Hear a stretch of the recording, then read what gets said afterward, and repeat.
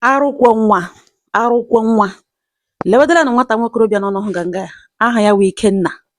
Ọ wụ onye Ebonyi steeti. Ọ dịkwa 37 years. O bi na Nkpọ na Anambra steeti. Nwa agbọghọbịa nọ n'akụkụ ya wụ obere nwa 15 years, wụkwa na ada ya nwaanyị.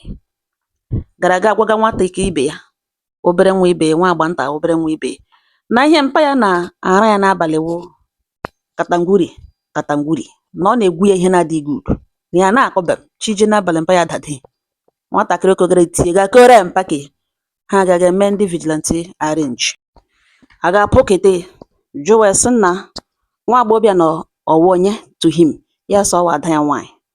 Ajụọ sọ gịnị ka gịnị ya abụọ gaga kpatara na every night ọ naghị ehi ụra, ị na-ekweghị ehi ụra abalị niile gị dada ya ọrara. Ya sị mba na ọ wụ ugboro abụọ ka ya na-emerene. Ọ gịnịkwana ihe ị na-etigiri ọ na-aṅụ, asị enwere ihe ị na-enye nwatakịrị, sị enwere ihe ị na-enye ọ na-aṅụ, gịnị wụ ihe ahụ? Ya sọ ọ wụ nnu. Ya emechaa ya were nnu tii na mmiri nye ya aṅụ ka ọ hapụ iri ime, ka o were flush ya. Ajụọ sị ịrụ afọ ole, ya sị ya dị 37 years. Nwa a ọwụka adaṅụ, ya sị yes. Ọ rụkwa n'afọ ole, ya sị ọ dị 15 years. 15 years ọ wụ ịmahụ nsọ ala, ya sị na ọ ya eji ha anya ya. Ndị vigilante anọrọ nga-asị a ga-ebule send ya back to ebe oshi. Mana nkọwa nke ma ọ ga-adị mma ka ha ndị over to police. Nwa ka wụ minor or 15 years. I send ha back to Ebonyi steeti. Ihe meganu nwekwara ike na-emekwe. Enidiri police involvement. Amara ma enwere relative ya ga-anapụ ya nwa ahụ kpọga ya ebe ahụ. Ụmụnne m, elee otu esi edenwe ọnụ akọwa ihe n'ugbu a na ihe a bege n'ọtụtụ ezinụlọ dị iche iche. Ụfọdụ ụmụaka gabigaga ihe dị otu a. Ụfọdụ etolewo full adults, grown adults. Ha amaghị otu esi ekwupụta. Ha ekwupụta ha until ha etozuo. Now mgbe ụfọdụ gị hụ, ọ nwere nwa agbọghọ ị ga-ahụ. Ihu ya kpụga nna ya ugwo, kpụga nna ya ugwo, kpụga nna ya ugwo, kpụọ ya ụgwọ, even ihe ọhụ ọtapịapịa ya etigere nna ya ya ṅụọ. Ọ wụ ụfọdụ experiences dị otu a. Mgbe ahụ o toole bịa mara na ihe nna ya mere na ọwa arụ na nna ya merụrụ ya, iwe na ọnụmeju ya obi. Mgbe ụfọdụ ị ga-ahụ nna mmadụ, nwa ya ahụ ga na-eme ihe ọjọọ, ihe ahụ ọ kụziri nwa ya, mkpụrụ ahụ ọ kụrụ n'ime nwa ya, nwa ya ebiwezie ndụ ọjọọ. Kpọkete nwa ahụ discipline ya dịka nna, ọ gaghị eme, n'ihi na ya onwe n'ime onwe mana ya arụghị ala ebe nwa ahụ nọ.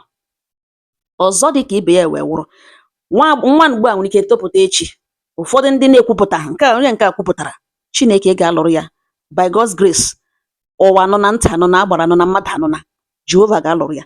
Ụfọdụ ekwupụta ha amaghị otu esi ekwupụta n'ihi na ọwa arụ, ha amaghị otu esi akọrọ mmadụ kwupụta. Ha eburu dis ọra ga-alụọ di, o ruzie ebe ọ lụrụ di, problem.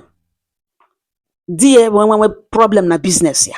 Ihe a everywhere atakashi eze. Mgbe ụfọdụ ịtụ ime ịmụ nwa wụọ problem. Agachi ụlọ ọgwụ sị enweghị ihe dị wrong. Tụrụ n'ime nsogbu. Ma this lady n'ime onwe ma that na nna ya merụrụ ya. And ọ ma ebe problem ya shi. Ọ maghị ebe ọ ga-esi, nwa otu o si akọwapụta sị na lekwe na nna ya mere ya na nna ya rụrụ ala. Na ya bụ incest cause agaga. Enwe otu ọ ga-esi ekwupụta ya esoro di agbara true solution bụ efe ya mara marriage ahụ ebe ọpịọkọ. Nwoke mmadụ, nwokorobịa mmadụ kpatara ego emeghị ọfụma, a ga-arọrọ kọs n'ọmahụ ote isi ya na ọdụ ya. Gị wụ nna mkpụrụṅụ gị gbocha gburu gị raa ya.